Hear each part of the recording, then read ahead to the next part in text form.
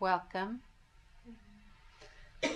We will begin today with questions. So anyone who would like to ask a question, go ahead and I will answer all of the questions at once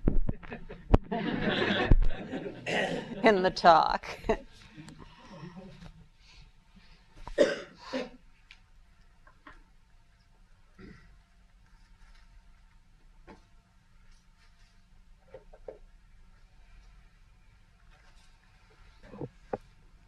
Hello. What kind of, how can I express it? If I speak about consciousness, mindfulness, attention, awareness, what kind of meaning do you put behind those words, or how do you discriminate between those words, or what is important in your teaching in relation to those words? Do you know what I mean? To consciousness, mindfulness, and Yes. attention. Different words with different meanings in the same area. What is important in your teaching in relation to this? Thank you.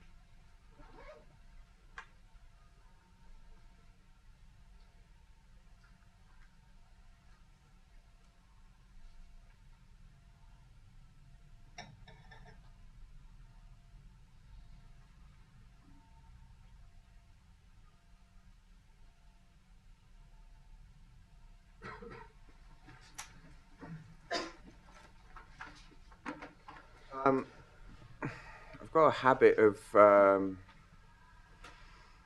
when I'm talking to certain people outside of the community, not certain people, not no one in particular, people in general, that I slip back into talking points of view with them as a way of making them feel comfortable, and then afterwards I don't hold on to that state of, if you can call it that, of talking points of view. But I was wondering if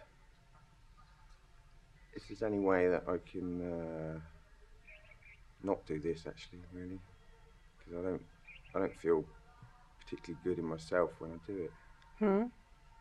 Oh, you don't feel particularly good yourself. What kind of points of view do you talk about?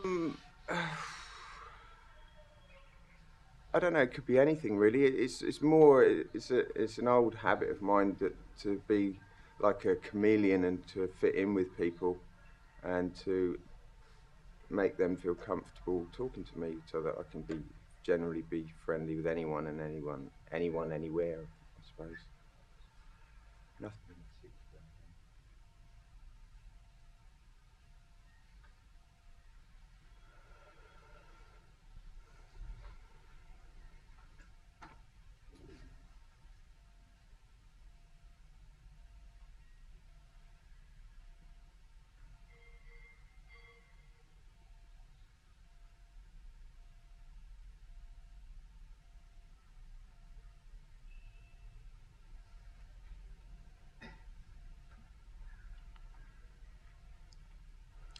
Whatever is labeled or described, or another way of saying that is anything that is labeled with a word or described with words is forever empty. It's forever empty of anything. So the label or the description, the word itself, is like a mirage. It's like a hologram. It has no meaning in and of itself. The only meaning and significance it has is what we give it. But even when we give it meaning, it's absent of an independent origin.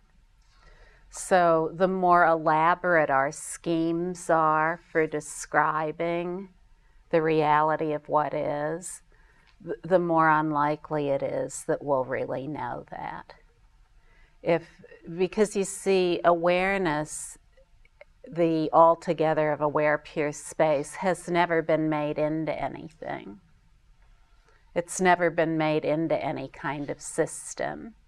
And so to approach it through systematic structures with a lot of layers that describe a lot of different things about the way we are is to almost always stay lost in the realm of cause and effect, and believing that there is cause and effect, and believing that everything needs to be made into a system in order to understand it. So when it comes to what we know as human beings, what we know via awareness. Everything we know via awareness. So if we say mindfulness, attention, consciousness, those concepts are known through awareness. And then with each of those concepts, depending on who you're talking to, there are many elaborations of those concepts: mindfulness, consciousness, and attention. So I could talk to one person, they'd say one thing. I'd talk to another person, they'd say another thing. But it would all be based on conceptualization and analysis. It would all be based on thinking about something in order to give it meaning and significance. What we can say about ourselves as human beings is that we are aware. We are aware. That no one can say, I'm not aware. Everyone is aware. We wouldn't be aware of our natural presence. We wouldn't be aware of our presence if it weren't due to awareness. So awareness is the root of everything. Awareness is the key to everything. And most of us never learn that, so we don't learn this usually when we're young. And then when we do learn it, because we've been accustomed to building elaborate systems to describe everything, then we want to build an elaborate system to describe effortlessness. But you see, effortlessness can't be made into a system. There's nothing in awareness that needs to be integrated, or it's forever unintegrated, it's unmade. And all the appearances within it, as they are it, all the appearances are also unmade. The idea that each appearance somehow is related to other appearances, like that one thought is part of a stream of thoughts throughout one's life that are all connected together, that's just another point of view. That's just an assumption. It's a way to make a system out of appearances. But because all of these thoughts, no matter what they are forever empty awareness, they have no independent nature, you see there's no way to make anything out of them, really, in the ultimate sense. So to string them together and to say they have meaning is to be lost in that system of assessment and attributing meaning to everything. And this is important to see clearly, because the reality of what we are is completely straightforward. And if it's spoken about in a completely unerring way, then the certainty dawns. So we don't really even have to do anything. We already are who we are, and if we just hear about it in the right way, then certainty dawns. It's like, oh wow, of course, this is who I am. I've always known it. And the certainty becomes more and more obvious. So no need to complicate matters. No need to complicate matters whatsoever.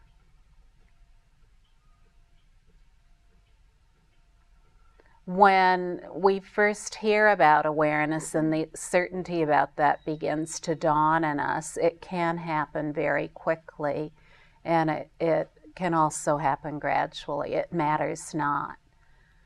For some people, once in a great while, it's quick, but for most, progress is made gradually. So this certainty dawns gradually.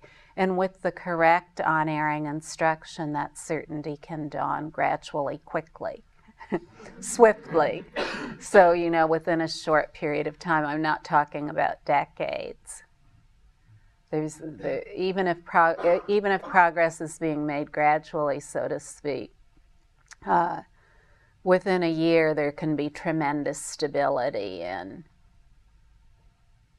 the certainty of awareness. And the way that looks basically is that when we first hear about awareness and we hear about resting as awareness, then all of the appearances, our thoughts, emotions, our sensations, our experiences, we're being with those in a new way.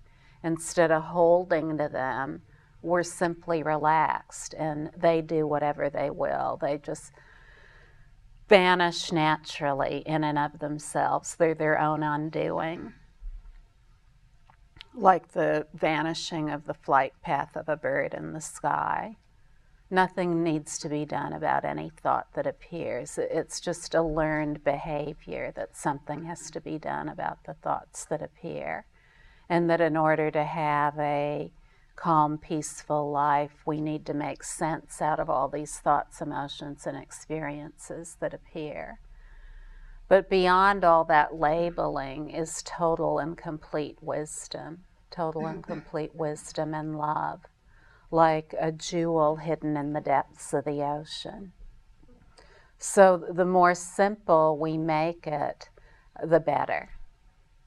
The simpler, the better. The more we try to complicate it and add in explanations and descriptions and philosophical assertions and assumptions, then the more we'll be lost in the land of thinking. Thinking, you see, is not required for anything. Really, we're perfectly capable of making decisions and choices without thinking. This is the function of wisdom. The jewel in the depth of the ocean is the jewel that's already in the palm of our hand. It's the jewel of wisdom and love that's super complete in itself, and it doesn't require thinking. It's beyond thinking, beyond labels, beyond all those things that are forever empty of an independent nature. When we begin to rest as awareness, usually it's awareness we recognize first. It's awareness we're introduced to first. And then the other things that we hear about awareness become more obvious. For example, usually for most people, the next thing that becomes obvious is emptiness. The reality that nothing that appears has an independent nature. And so understanding that mentally is one thing, but actually experiencing that is another thing. It's entirely another thing. When there's that realization of not only awareness, but forever empty awareness, that's very, very profound. And then with that realization, it becomes obvious that there's no separation whatsoever, and there never has been, between awareness and all appearances. And if depending on the approach one takes, either just hearing the teachings, with that certainty will dawn, if you can trust that. And if you want to couple it with something else, you can just rest as awareness. If the thoughts, emotions, and experiences seem troublesome and like you need to do something about them, rest as awareness instead of engaging in descriptions or seeking anything in what appears. And with that comes about just completely wide open perception without any need to try to do so. You see, our perceptual openness is already complete in itself. So it doesn't need to be arrived at or gotten to. It already is. It's just that we've wound it down to looking at very specific things and saying these things exist. My thoughts exist, I exist, my emotions exist, my sensations exist. I'm comprised of my emotions, thoughts, and sensations. I'm comprised of the history of my personal identity. These are just beliefs we have, points of view about ourselves. So, and all of that comes about very gradually. We don't come upon that suddenly. It's a very, very gradual process that takes many, many years. In fact, we never get used to it. That's why we're always looking for something else. We never get used to having all these points of view that we're paying attention to all the time. So what does that mean? It means we always feel at least slightly unhappy. We always feel at least slightly like there has to be more than what is right here. Now the reality of awareness when it dawns in its fully evident form, then everything that appears, no matter what it is its own undoing. It like a line drawn in water. The appearance, there's just complete perceptual openness in all experience, but with no need to make anything out of it. No need to describe, no need to build a theory, no need to build a system. Who we are as human beings is extraordinarily simple, and today there are many, many people who can understand this. It may not have been so at other times in history that it would be possible for people to understand a message like this, but today it's very possible because we've become kind of a bodiless human culture in a way. We have all these relationships and communications with people that don't involve the appearance of a physical body. We just hear a sound, the sound of the voice, and then we imagine that there is somebody there. But all the sounds, no matter what they are, they're self-sounds of awareness. All the sounds are like a sound and an echo, no matter what they are. And all appearances, no matter what they are self-appearances of awareness. There's really nothing to complicate, nothing to do. And there are no laws that govern awareness. So there are no laws that can take you out of awareness or make you less worthy of awareness or anything else. That's absolutely impossible. Aware, pure space, the law of love and wisdom is the only law. That's the only law there is. All other laws are completely made up. And even these big, huge laws that people pay so much attention to, like original sin or karma and reincarnation, these laws have been around for a few thousand years, but soon they'll no longer be laws. No one will believe in them anymore. And how will that come about? People will become more and more familiar with awareness as the ground of being, and with the law of wisdom and love as the only law. And the law of wisdom and love states that all appearances are equal. No matter what they are. All appearances are absolutely equal and even. All of the points of view that appear within the all-encompassing pure view of awareness are absolutely equal and even. They're all originally pure. There's never been anything else going on there. So this law of original purity, wisdom, and love, and tremendous energy of benefit is the only law there is. All other things that are described are just attempts to make meaning out of emptiness.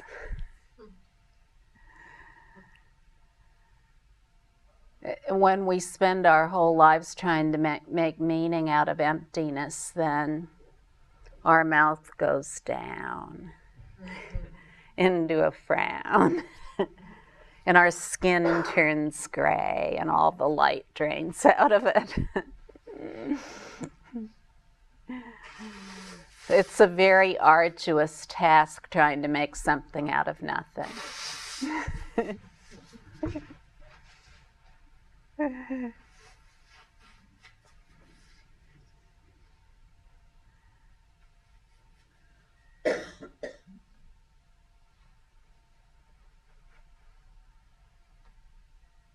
when we begin realizing the equalness of everything that appears, then sometimes well, in fact, most of the time, people then want everyone else to be that way too. Now that I see the equalness of all things, I don't want to be talking to anyone who does. Or, it's just not any fun. But that'll pass. That's just another point of view. The awareness is blazingly present as all those points of view, no matter what they are. That's what's important, so that there isn't distraction from awareness. We walk down the street, we talk to someone pushing a vegetable cart, we talk to the man in the store, we talk to people wherever we go, at the gas station or in our daily walk of life. Well, not everyone's going to be resting as awareness, at least not that they know of. So that this will just be the way it is. And as awareness is a font of total compassion, the more awareness is obvious to us, the less we'll need anyone else to change. And the more compassion we'll have for everyone. When we begin to see within ourselves that all of our appearances that we've thought to be so real are, and paid so much attention to, that these are just empty of an independent origin, that they have their only source in awareness. When we begin to see that, we feel so much compassion for ourselves, because we see that we've unnecessarily tormented ourselves by paying so much attention to everything as though it really was something. This thought, that emotion, this experience, how they're all tied together, how they fit into our personal history. Wow. That's how most of us spend our days, most human beings. So, not all, of course, but many do. So you see, this is just something that's been arrived at through thinking about it. It doesn't mean that that's the way it is. Any other questions?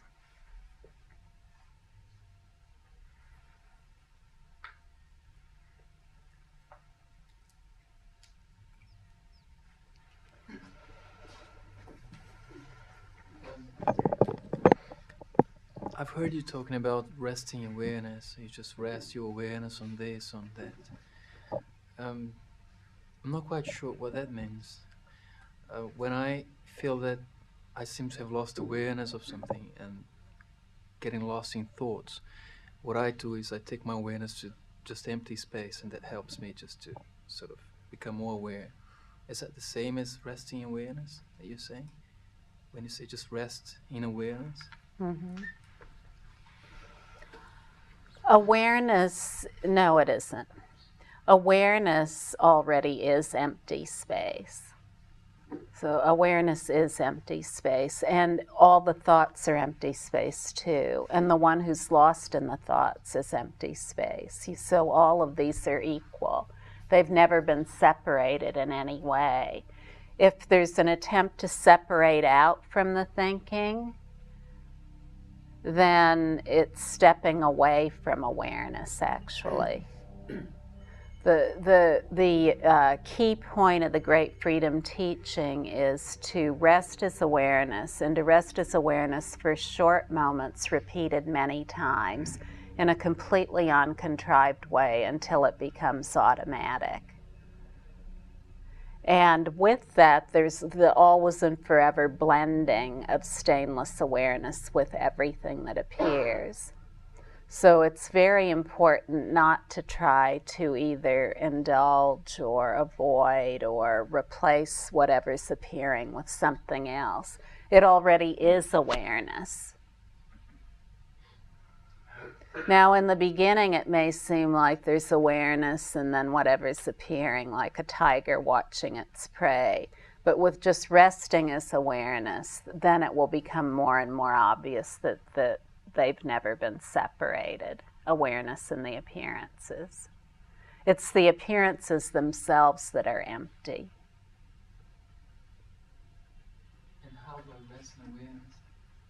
how do I actually rest as awareness? You say that you already know what awareness is. So say you find yourself totally distracted in thoughts without the subtle presence of awareness there, or the blazing presence of awareness in that thinking. Do you know what I'm saying here? No, because I think I'm trying to understand it, so it's just like... Okay, But I can almost tell that it's something that you can't quite describe. It's just like an action, but not doing it. It's an effortless activity. That's- Yeah, an effortless activity. But you know, no need to worry about it. Just when you find yourself distracted by thinking without the obvious presence of awareness in the thinking, then just rest as the awareness as it is, and it'll become more obvious that it is the thinking. And then there's no distraction by the thinking. Do you see what I'm saying? Because awareness is present as the thinking.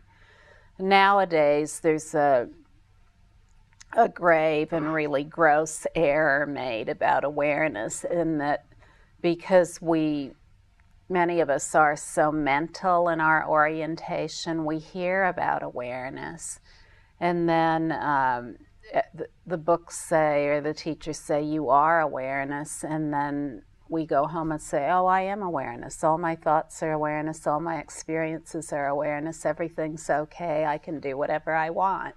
But you see, this is just a mental understanding. So this actual decisive experience of everything as awareness is key. And even though it's called an experience, it's beyond any kind of experience or feeling. You know what I'm talking about.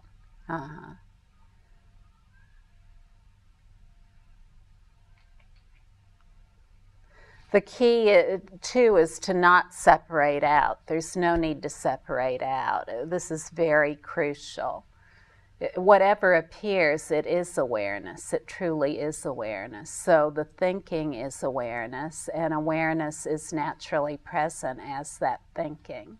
It's forever blended with that thinking. The thinking is nothing other than it.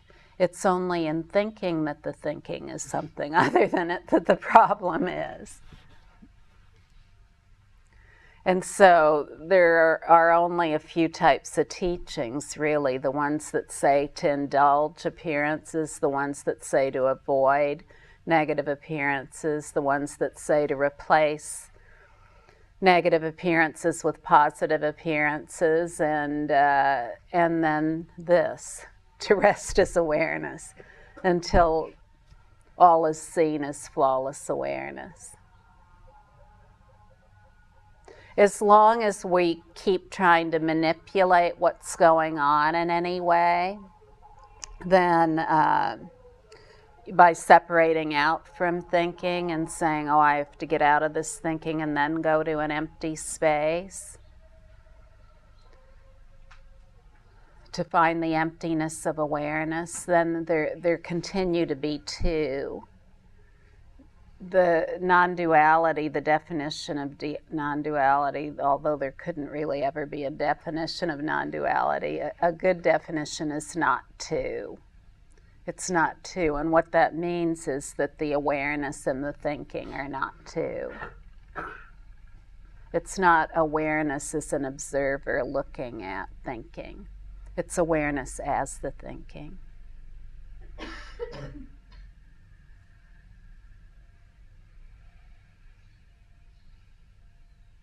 Can't be understood, but yet so obvious.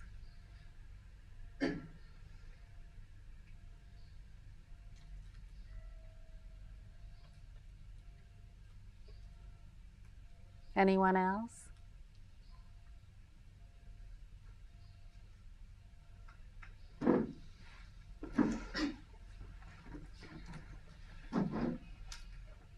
Yeah. If everything is flawless awareness,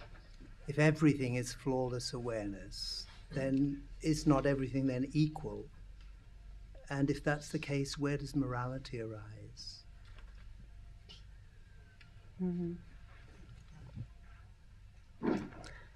Everything is stainless, flawless awareness. Everything is equal and absolutely even. And you asked where morality arises. Morality arises in the wisdom of potent benefit that is equal to awareness. Wisdom and love are equal to awareness, and that wisdom and love are beyond causation, beyond all laws, and beyond all thinking. So the kinds of codes that we describe within cause and effect, codes of morals and ethics, are all based on cause and effect. But if we look at those codes, we see that they've never really led to anything. They haven't led to any kind of ultimate morality. They haven't led to any kind of ultimate ethics. And they never will, because they're all bound by the assumption that there is cause and effect. Beyond cause and effect, the uncaused wisdom and love are their own law of benefit and morality. Awareness has its own law of benefit, of morality, of ethics, but it's beyond anything that can be conceived of by looking at everything in terms of positive and negative, good and evil. It's just like if you look within yourself. How old are you? 62.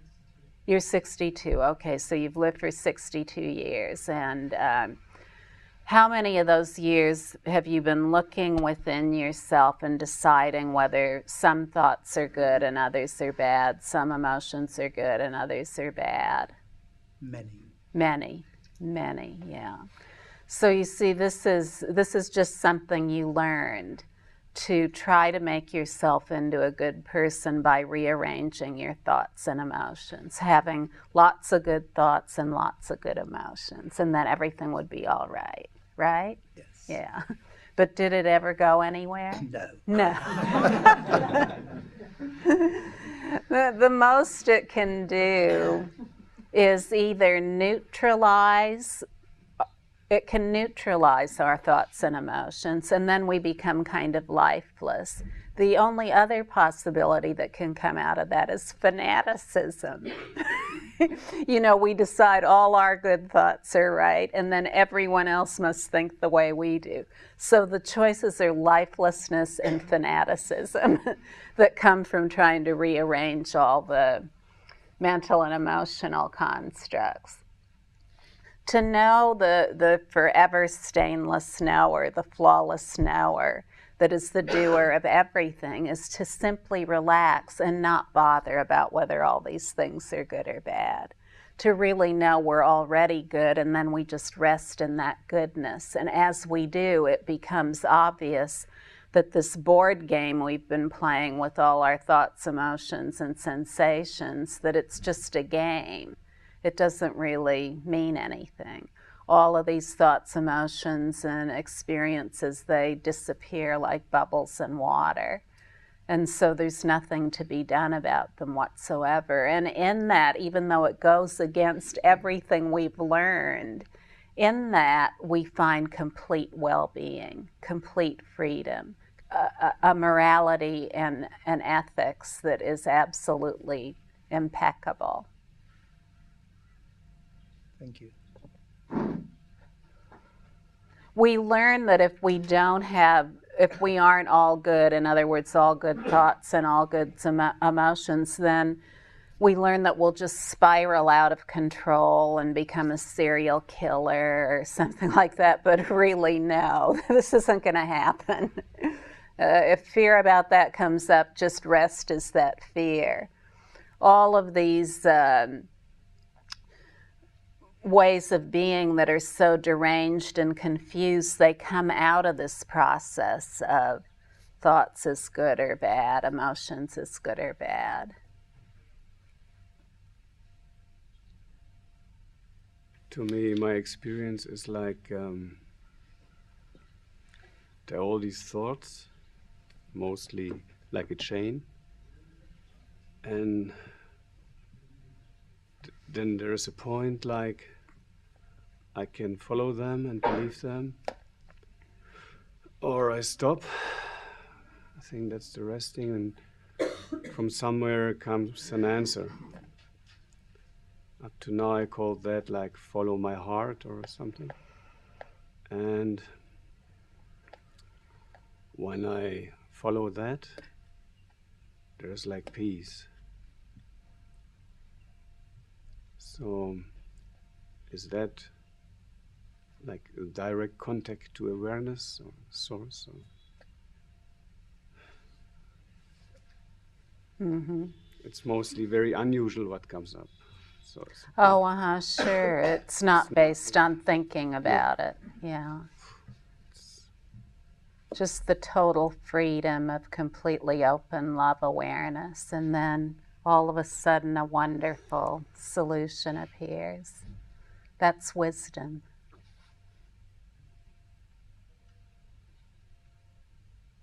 All appearances, no matter what they are wisdom appearances. Everything is wisdom. But if we don't know that, then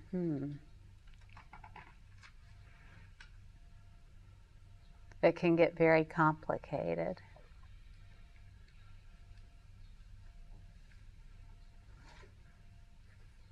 Easier to just let imperturbable rest do all the work.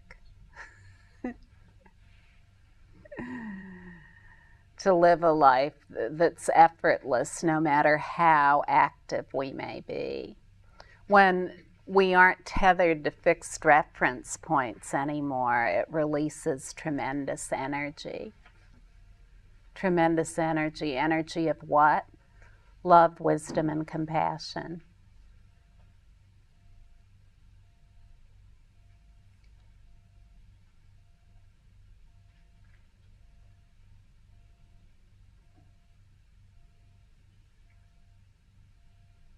there's as well something like fear to follow that sometimes.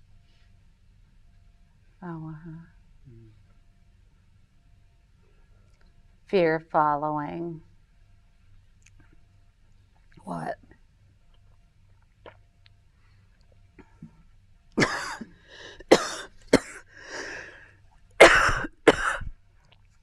Fear to wait.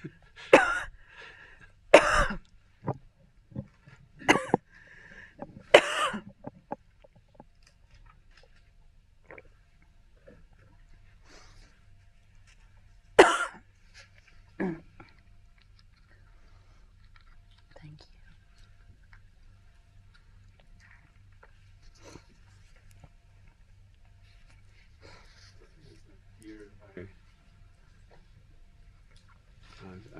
When I give up all these belief systems, like points of view, I don't know. It's just, I don't know what's happened then, when there is no belief anymore in these points of view. Hooray!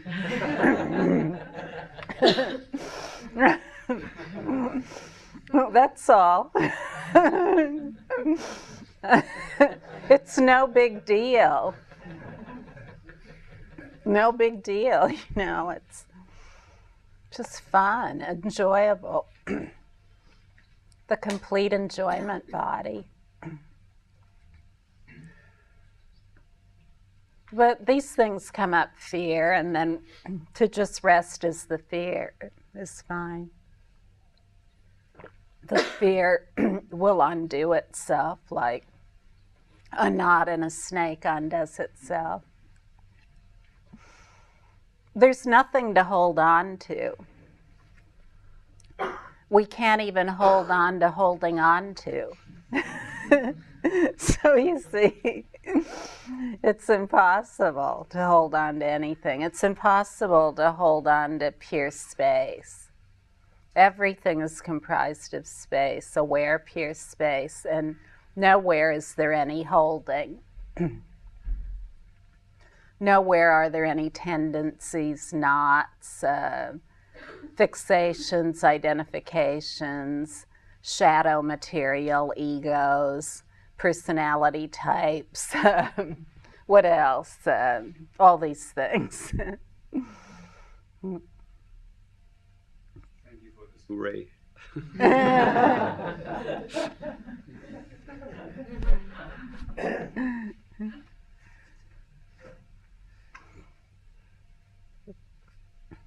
How many people have tried to get rid of their ego?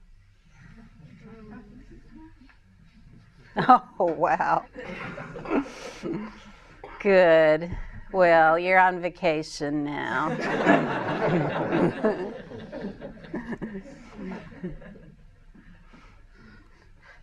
A lot of us don't like to work, or we don't like our jobs, but wow, that's a grueling 24-hour-a-day job, trying to get rid of the ego. That's the worst job we could ever have.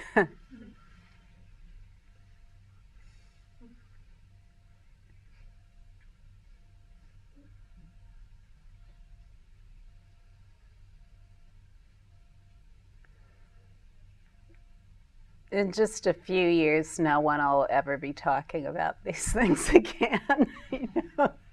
The ego, the personality types, and the great equalness of all things guarantees its obviousness at all times, and it's very easy for people all over the world today to understand this. And so this is what's going to become more and more prevalent among human beings, just as it is now. That even though we've believed so much in cause and effect and the time and place continuum, that all the while we're completely beyond that.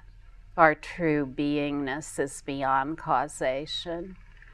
And in that, there's complete, total understanding, all-knowingness of all cause and effect, of all time and place. Whereas from time and place and cause and effect, that which is beyond causation can't be understood. It's just like if we're standing at any point on the ground, we can only see what's around us. But if we fly up into space and we look down, we can see the whole terrain everywhere. We can see the outline of everything. We can see roads, and the roads that don't go anywhere, and the roads that do go somewhere, and the roads that have twists and turns. And we see all these things. We see how everything's laid out. And such is the case with the vantage of all-knowing awareness, all-encompassing awareness. In that, from that vantage, all is known about everything. The true nature of all phenomena is realized.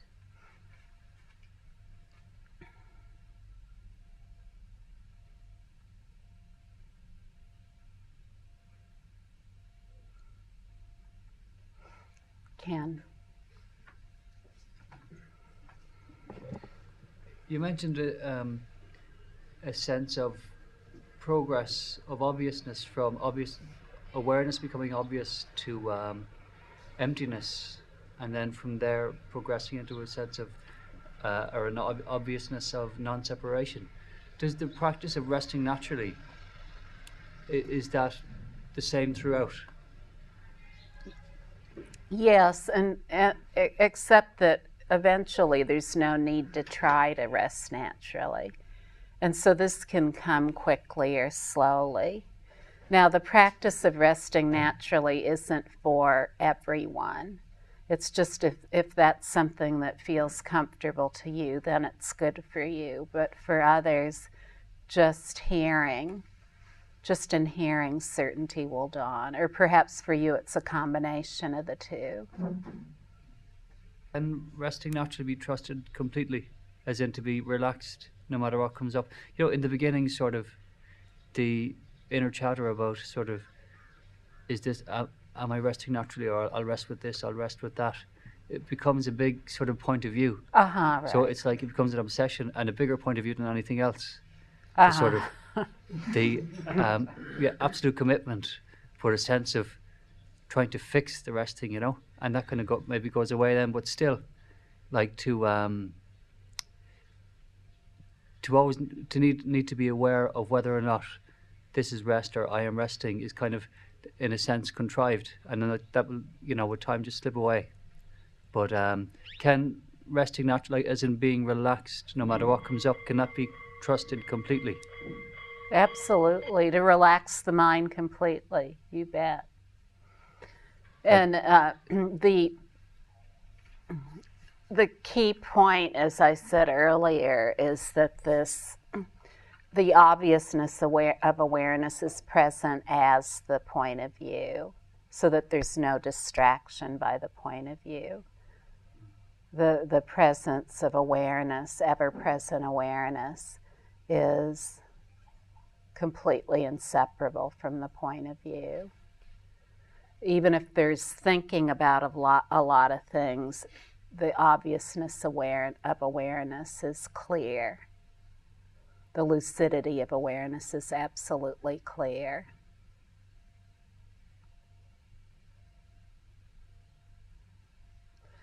Rest in whatever way is natural to you, whatever that means. And if you're past that phase now, but that's very common of saying, am I resting? Is this rest? Should I be resting? That kind of thing.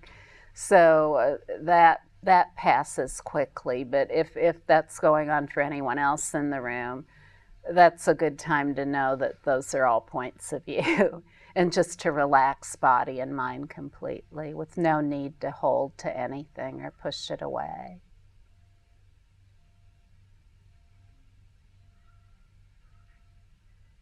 A funny experience last night. I was in a chai shop and I saw a chap who worked there across the other side with a cigarette.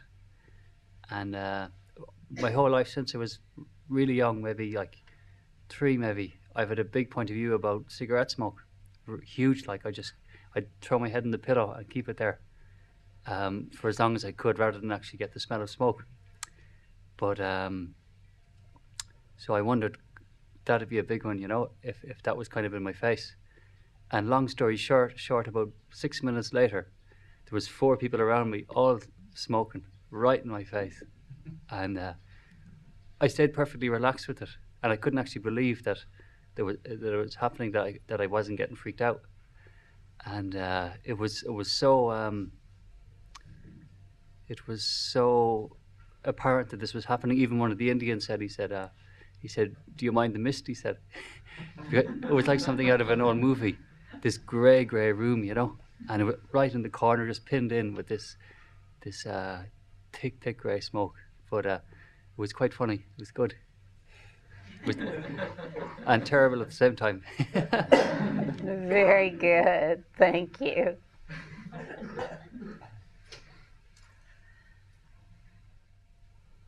Anything that appears, no matter what it is already easeful and completely at rest, no matter what it is. Cigarette smoke, someone saying mean things, gossip we hear about ourselves, not just gossip, but untrue gossip, all these things. They have no power to affect us whatsoever. And clear seeing about what to do can come only from the flawless knower. About this question, am I resting or am I not resting? When there is a feeling of sadness, I rest as that feeling of sadness. Mm-hmm. Know it is awareness. Mm-hmm. That's resting? Yes. Okay.